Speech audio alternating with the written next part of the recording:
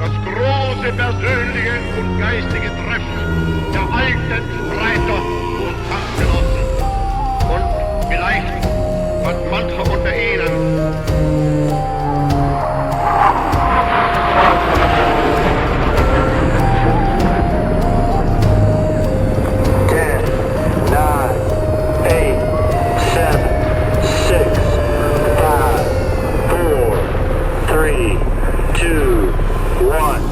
Bienvenidos a Archivos del Tiempo, podcast.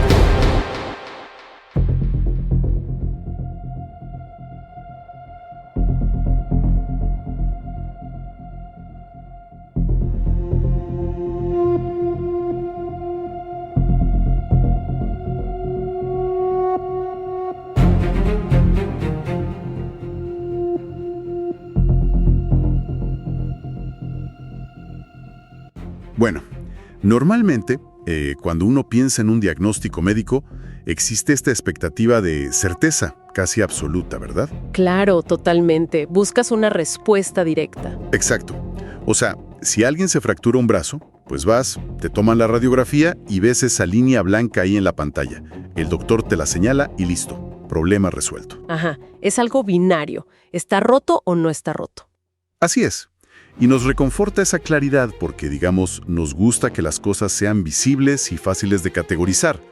Pero, y aquí viene lo interesante, si damos un paso hacia el mundo de la arqueología, la cosa cambia.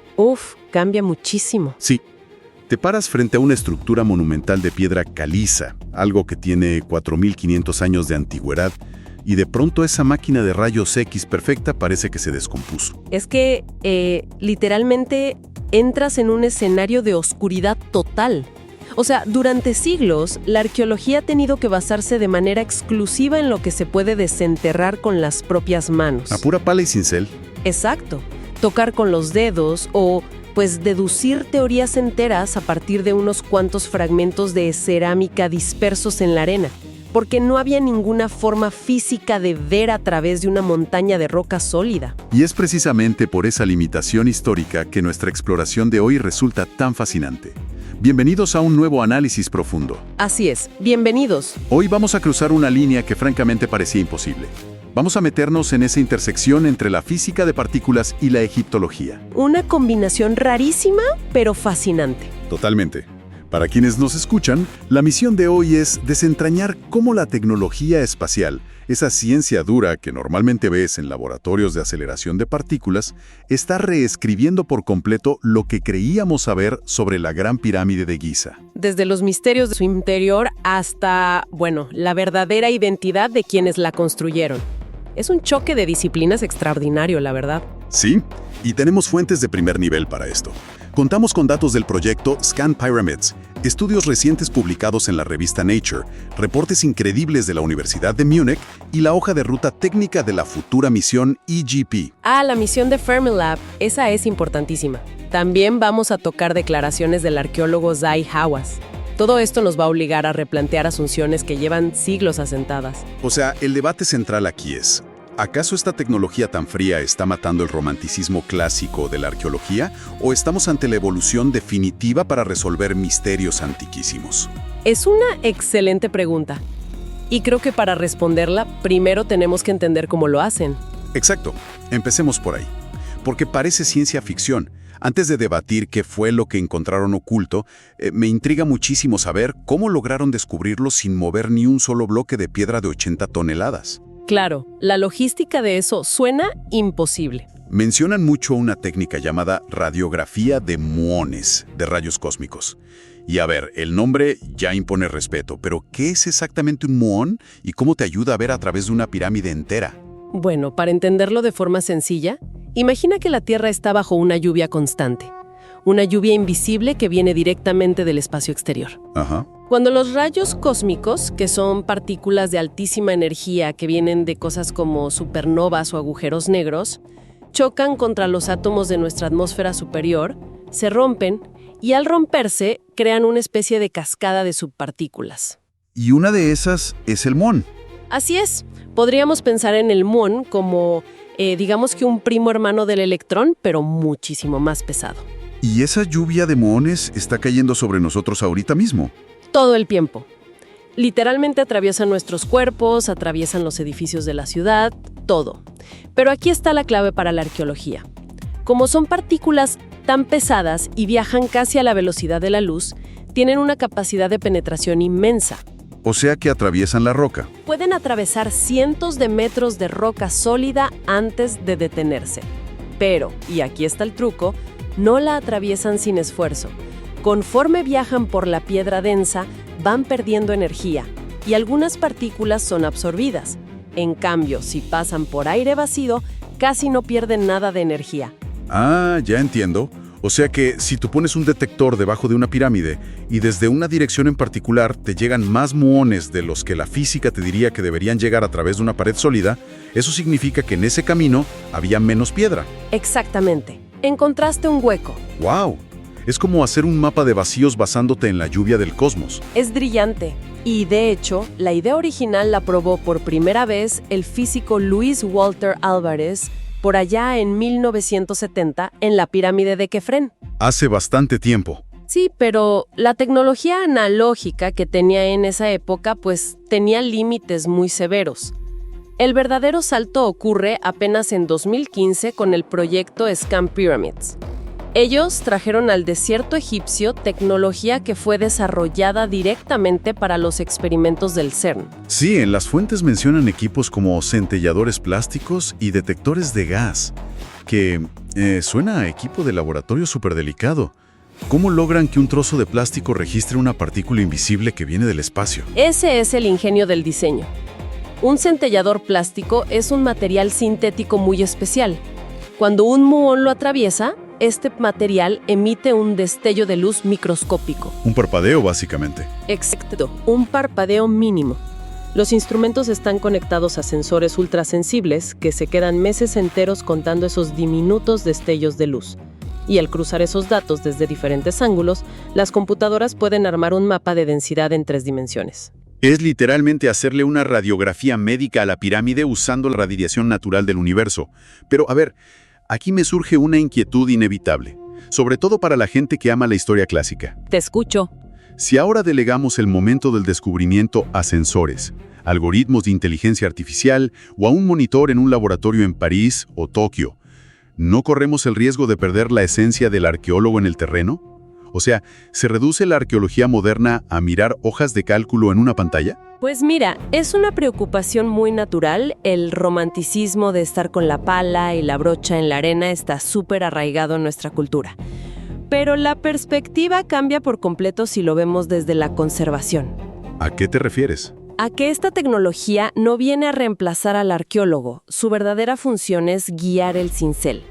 Imagínate el riesgo monumental de realizar perforaciones a ciegas en una estructura que tiene 4.500 años y soporta millones de toneladas de roca. Claro, un error de cálculo y colapsas una cámara entera. Sería catastrófico para el patrimonio. Totalmente. Estas radiografías espaciales te entregan un mapa de navegación súper seguro antes de siquiera tocar la primera piedra. Te dan los planos antes de meterte al laberinto. Y vaya laberinto el que han empezado a revelar. Porque ya que entendemos cómo sacan este mapa, tenemos que hablar de lo que realmente han encontrado. Que ha sido impresionante. Sí, porque las imágenes te muestran espacios vacíos, pero lamentablemente no vienen con una etiqueta que diga ¿para qué servía esa sala? No. En 2017, el mundo entero se paralizó por el descubrimiento del famoso Gran Vacío, justo sobre la gran galería de la pirámide de Keops. Fue un momento absolutamente histórico. Los sensores detectaron un espacio monumental que ningún ser humano había visto en milenios. Los datos indican que tiene al menos 30 metros de largo. ¿30 metros? 30 de largo, 10 metros de alto y 3 de ancho. Para que quienes nos escuchan se hagan una idea, tiene dimensiones casi idénticas a la mismísima gran galería por la que hoy caminan los turistas. ¡Qué locura! Y la cosa no termina ahí, porque hace muy poco, revisando la cara norte de Keops, encontraron algo más. Justo detrás de esa estructura visible de grandes bloques que están puestos en forma de chevron, como una V invertida, detectaron otro pasillo. Así es, uno más pequeño pero muy intrigante. De 9 metros de largo por 2 de alto y ancho. Y lo increíble es que ahí sí lograron meter una cámara endoscópica milimétrica a través de una pequeña junta entre las piedras. sin dañar absolutamente nada. Un trabajo quirúrgico. Sí, y las imágenes mostraron un túnel que, por ahora, pues se ve vacío. No hay cofres de oro ni estatuas a simple vista. Lo cual ha desatado uno de los debates profesionales más intensos en la egiptología contemporánea. Tienes por un lado a figuras emblemáticas como Zahi Hawass, que defienden la teoría del gran diseño oculto. La versión más de película, digamos. Ajá. Ellos sugieren que este pasillo de la cara norte, que está protegido por bloques de piedra masivos, podría ser en realidad un corredor de engaño. Una especie de antesala diseñada específicamente para proteger la verdadera cámara funeraria del faraón Keops, que según ellos aún sigue oculta. Pero hay otra corriente de pensamiento que es mucho menos mística, ¿verdad? Egiptólogos como Ray Clark tienen una visión mucho más pragmática del asunto. Sí, los pragmáticos dicen que dejen de buscar trampas de Indiana Jones. Ellos argumentan que esto es pura y dura ingeniería estructural. Resistencia de materiales, básicamente. Claro. Igual que esas pequeñas cámaras de descarga que ya conocíamos arriba de la cámara del rey, ellos sugieren que este inmenso gran vacío serviría solo para aliviar el peso brutal de la piedra y evitar que los techos de las galerías de abajo colapsen. Y la verdad es que la evidencia física les da bastante razón a los pragmáticos. Es que si vas a apilar 2,5 millones de metros cúbicos de piedra caliza, necesitas soluciones mecánicas radicales. Lógico. Esos bloques en forma de chevrón que mencionaste, los de la entrada norte, tienen un propósito físico muy claro. Sirven para desviar el peso aplastante hacia los lados, como si fueran un paraguas de piedra que protege el vacío que hay debajo. A ver, déjame hacer de abogado del diablo un momento y presionar un poco sobre esa teoría del pragmatismo puro. Porque es como si un día encuentras una habitación secreta en los planos originales de tu casa y no tienes idea de si el arquitecto la hizo como una bóveda de seguridad o si es solo un ducto de ventilación gigante. Me gusta la analogía. Si el gran vacío de 30 metros era solo para aliviar peso, ¿por qué molestarse en construirlo tan monumentalmente grande y con proporciones tan idénticas a la Gran Galería que sí es arquitectónica? Parece un esfuerzo desmedido, de años de trabajo, solo para crear un hueco oscuro que nadie iba a usar jamás. Y ese es precisamente el gran enigma que mantiene en vilo a los investigadores. Porque, irónicamente, crear un espacio vacío y estable en el corazón de una montaña de piedra es muchísimo más difícil que simplemente rellenarlo todo de bloques sólidos. Definitivamente. Algunos ingenieros teorizan que ese gran vacío fue quizá una rampa interna o un contrapeso temporal que usaron durante la construcción para poder subir los bloques gigantes de granito de la cámara del rey, y que al terminar el trabajo simplemente lo sellaron. Impresionante. Y esta intriga también se ha extendido a las otras pirámides de la meseta. Las investigaciones más recientes mencionan a la pirámide de Micerino, que es la más pequeña de las tres. Un equipo conjunto de la Universidad Técnica de Múnich y la Universidad del Cairo estuvo escaneando la fachada oriental. Sí, usaron tecnología de georradar y ultrasonido, y encontraron un detalle fascinante ahí. Resulta que en esa fachada hay una sección anómala de bloques de granito liso que está muy pulido. Contrasta muchísimo con la textura rugosa del resto del monumento. Como si estuviera marcando algo. Exacto. Y al emitir ondas de radar a través de esa pared específica, los sensores detectaron 2 cavidades llenas de aire justo detrás.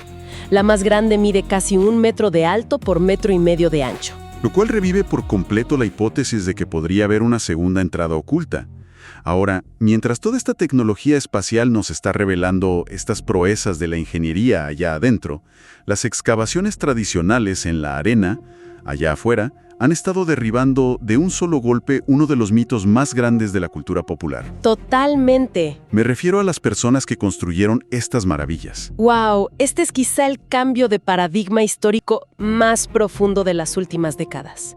O sea, desde los relatos de los antiguos griegos hasta las grandes producciones de Hollywood, la imagen que todos tenemos súper arraigada es la de un ejército infinito de esclavos. Sí, la típica escena de gente sufriendo bajo los látigos, arrastrando piedras bajo el sol hirviente. Esa misma. Sin embargo, la evidencia arqueológica moderna ha demostrado de forma contundente que esa narrativa es 100% falsa. Es asombroso leer los reportes sobre esto. Por ejemplo, los papiros de Wadi el Harth, o esos grafitis que encontraron en ocre rojo dentro de los propios monumentos. Son literalmente como hojas de cálculo de recursos humanos de la Edad del Bronce. Exacto. Eran registros contables súper precisos. Detallan los nombres de las cuadrillas de trabajo, los turnos rotativos, los suministros que les entregaban. Incluso había cuadrillas que se ponían nombres como los borrachos de Miserino. O sea, no estamos hablando de prisioneros anónimos despojados de su identidad. Para nada. Y Zahi Hawass ha sido uno de los grandes pioneros en desmentir este mito, sobre todo a partir del descubrimiento de las aldeas de los constructores, que están justo al sur de la Gran Pirámide. Al analizar los restos de esos asentamientos, la dieta se convirtió en la prueba reina. ¿Qué encontraron ahí? Encontraron cantidades inmensas de huesos de animales. Las estimaciones indican que sacrificaban diariamente 11 vacas y 33 cabras. ¡Wow! Ese es un volumen de proteína de primerísima calidad y estaba destinado a mantener la energía de unos 10,000 trabajadores diarios. Eso suena más a la logística de una megacorporación moderna que a un campo de castigo. Es que ninguna sociedad de la antigüedad iba a alimentar con carne de primera a una fuerza laboral que considerara prescindible. Además, y esto es clave, los arqueólogos encontraron restos óseos que muestran fracturas curadas con técnicas de inmovilización médica muy avanzadas para su época. O sea que tenían un sistema de salud. Tenían atención médica en el sitio e incluso operaban bajo un sistema rotativo con descansos reglamentarios por ley. Tenían un día libre por cada 10 días trabajados, y los capataces ostentaban títulos que los llenaban de orgullo, cosas como supervisor del lado de la pirámide. A ver, entiendo perfecto la presencia de buena comida y atención médica. Los datos están ahí. Pero seamos realistas, mover bloques de granito de decenas de toneladas sobre trineos de madera por la arena ardiente sigue siendo un trabajo físico sumamente destructivo. Nadie dice que fuera fácil. Claro, pero cuando decimos que eran artesanos respetados, ¿no corremos el riesgo de edulcorar un poco la realidad y romantizar lo que claramente era un sufrimiento extremo? Es un punto muy válido y es un punto de inflexión fundamental en el debate. La arqueología no oculta la brutalidad del esfuerzo físico. De hecho, los esqueletos de estos constructores presentan un desgaste articular severo, tienen alteraciones graves en la columna vertebral por soportar esas cargas extremas. Fue una vida de trabajo durísimo. Me imagino. Pero la diferencia radical, el matiz que le da la vuelta a la historia, es el propósito y la dignidad social con la que lo hacían. Esa es la diferencia entre ser forzado a latigazos y ser convocado, ¿no? Justamente. Ellos operaban bajo un sistema de trabajo tributario que se conoce como corbea. Estos eran campesinos y artesanos libres de todo Egipto que acudían a trabajar en el monumento durante las temporadas de inundación del río Nilo, que era cuando de todos modos no podían cultivar sus tierras. Ah, o sea que era un trabajo de temporada. Que prepararon sus propias tumbas ahí mismo, a la sombra de la pirámide. Claro. Ningún esclavo tiene el privilegio de construir su lugar de descanso eterno junto a la tumba de un dios viviente. Imposible. Ese contraste lo cambia absolutamente todo. Entender que esta majestuosidad, este nivel de precisión, nació del esfuerzo organizado de una nación orgullosa y no del dolor de esclavos. Ahora, sabiendo esto y teniendo todo este arsenal de sensores de partículas a nuestra disposición hoy en día, tenemos que asomarnos a lo que viene. ¿Hacia dónde nos lleva todo este cruce de tecnología y arqueología? Pues mira, el panorama inmediato genera una anticipación enorme en la comunidad científica. Hay declaraciones recientes desde la arqueología institucional que han puesto al mundo entero a la expectativa. Y a la par, viene el despliegue de una tecnología de escaneo de nueva generación que va a hacer que lo que se hizo en 2015 parezca un juego de niños. Sí, estaba leyendo en los reportes que el Dr. Hawass ha hecho una promesa muy llamativa. Ha sugerido que para el año 2026 se va a anunciar un descubrimiento en la Gran Pirámide que, y cito sus palabras, reescribirá la historia. Son palabras mayores. Demasiado. Algunos analistas especulan que podría ser la exploración definitiva de ese inmenso vacío de 30 metros del que hablábamos. O incluso, hay quienes apuntan a hallazgos relacionados con tumbas legendarias perdidas, como la de Imhotep o Nefertiti. Y para poder cumplir promesas de ese calibre astronómico y hacerlo sin usar explosivos ni taladros que destruyan el monumento, es donde entra en escena la misión EGP. Explorando la Gran Pirámide. Exactamente.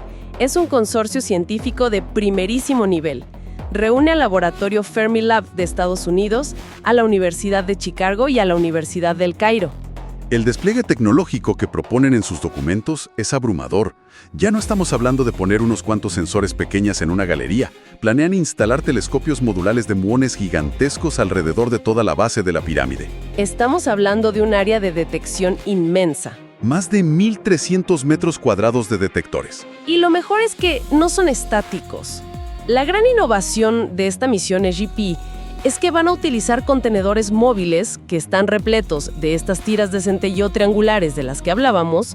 Van a ir moviendo estos contenedores alrededor del perímetro de toda la estructura a lo largo del tiempo. ¿Y qué logran con eso? Al hacer esto, esperan recolectar 100 veces más datos de muones que los que obtuvo el proyecto original de Scan Pyramids. O sea, 100 veces más resolución. Exacto. El salto es cuántico. Ya no se trata solo de detectar una mancha borrosa en una pantalla que te indique que ahí hay un vacío. Con esta enorme red de sensores cruzando trayectorias desde muchísimos ángulos distintos, el objetivo es crear una verdadera reconstrucción tomográfica en 3 dimensiones. Como un modelo informático súper preciso. Sí, podremos ver los contornos exactos de ese gran vacío. Vamos a saber de una vez por todas si las paredes son lisas, si es un pasillo inclinado con escalones o si, sorprendentemente, la densidad indica que hay artefactos grandes guardados en su interior. Es fascinante escucharlo, pero mi escepticismo me obliga a plantearte un escenario posible. Tenemos a grandes figuras mediáticas prometiendo para 2026 anuncios que cambiarán la historia. Ajá. Y vamos a tener telescopios de 1.300 metros cuadrados, reconstrucciones en altísima definición. No corremos un riesgo enorme de inflar las expectativas del público a un nivel que va a ser imposible de satisfacer. ¿A qué te refieres exactamente? A que si la misión EGP escanea ese inmenso gran vacío con la mejor tecnología del mundo, y resulta ser, como dicen los pragmáticos, nada más que otra cámara estructural vacía y puramente funcional, ¿no sentirá el mundo una profunda decepción? Mira, ese riesgo de decepción masiva existe, pero ocurre solo porque el público en general suele medir el éxito de la arqueología con la vara de Hollywood. Buscan el oro. Todos esperan ver el destello de la máscara de oro de Tutankamón cada vez que abren un agujero. Pero si lo analizas desde el rigor de la ciencia y la arquitectura, confirmar con imágenes tridimensionales irrefutables que ingenieros de hace 4.500 años planearon, calcularon y ejecutaron una cámara de alivio estructural de 30 metros de largo y que la dejaron flotando en perfecto equilibrio en el interior de una montaña de piedra artificial, Eso en sí mismo es un milagro técnico. es un triunfo monumental del intelecto humano. Reescribir la historia a menudo no significa encontrar tesoros brillantes. Significa descubrir niveles de genialidad física y matemática en la antigüedad que nuestra arrogancia moderna consideraba imposibles. Me parece una reflexión muy necesaria. El conocimiento estructural y organizativo es el verdadero tesoro que esconde Giza. Y creo que eso sintetiza maravillosamente este choque de mundos que hemos estado explorando hoy. Totalmente de acuerdo. Tenemos a la física de partículas más avanzada del siglo XXI, tecnología desarrollada originalmente para entender los mismísimos orígenes del universo, convertida ahora en el cincel digital perfecto que está resolviendo los rompecabezas de la Edad del Bronce. Y al mismo tiempo, este proceso nos está devolviendo la humanidad de la historia. Nos obliga a dejar de ver a la Gran Pirámide como un monumento oscuro a la crueldad y la esclavitud para empezar a verla como lo que realmente fue. El testimonio de un trabajo en equipo sin precedentes, de una logística avanzadísima y de la fe de toda una sociedad que estaba en su máximo apogeo. Hay una tensión fascinante en todo esto, entre nuestra imaginación humana que siempre anhela encontrar pasadizos secretos y cámaras repletas de oro, y la brillante y fría realidad de una ingeniería civil adelantada a su tiempo. Pero bueno, las respuestas definitivas llegarán muy pronto de la mano de esta nueva generación de sensores espaciales. Así es, y mientras esperamos a ver si realmente se materializa ese gran anuncio prometido para 2026, creo que este cruce entre tecnología de punta y arqueología nos invita a levantar la vista mucho más allá de las arenas de Egipto. ¿Hacia dónde? Pues si una tecnología que es completamente no destructiva y que está basada en la radiación del cosmos nos está permitiendo hoy ubicar salas ocultas del tamaño de un avión comercial dentro de la estructura más famosa y escrutada de todo el planeta, ¡Wow! Eso nos deja con una idea inmensa para reflexionar. Para quienes nos escuchan, pensemos por un momento en esto. ¿Qué otros monumentos sagrados e intocables, que están dispersos por todo el mundo, desde los densos templos ocultos en Mesoamérica hasta las cumbres escalonadas en Asia, están ocultando vacíos gigantescos a plena vista? Es muy posible que enormes secretos del pasado humano estén allí mismo, en absoluto silencio, esperando pacientemente a que la lluvia de rayos cósmicos correcta caiga sobre los detectores adecuados, para por fin salir a la luz. Me parece que apenas estamos leyendo el primer capítulo de una nueva era dorada de descubrimientos. Gracias por acompañarnos en este viaje al pasado. Nos encontramos en el próximo episodio para seguir descubriendo lo que la historia aún tiene por decir.